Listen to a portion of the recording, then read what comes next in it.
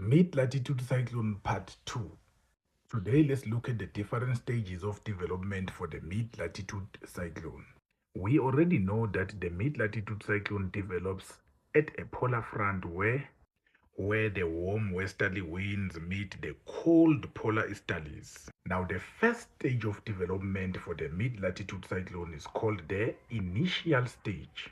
In this stage, the cold polar air mass and the warm westerly air mass meet at the polar front and do not mix. Now, because of the Coriolis force, these two air masses are deflected and start to move to opposite direction.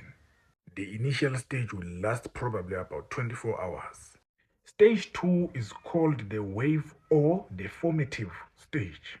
In this stage, the friction between the warm air and the cold air creates a disturbance in the polar front, which forms a wave as we can see.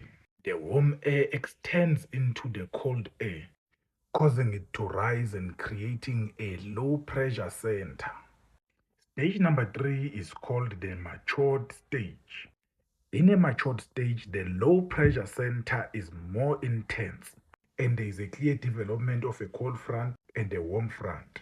The air in the system circulates clockwise in the southern hemisphere. In this stage, it is also clear to see the warm sector and the cold sector.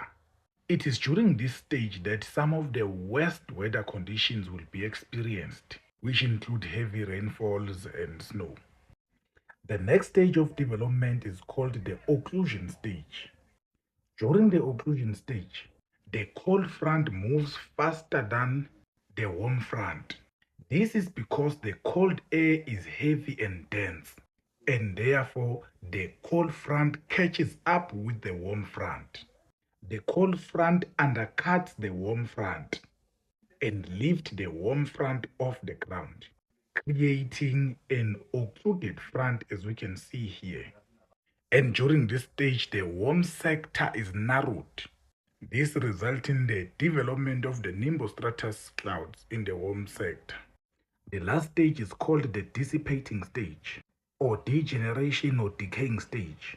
The cold front and the warm front completely merged, and during this stage, there is no warm sector anymore.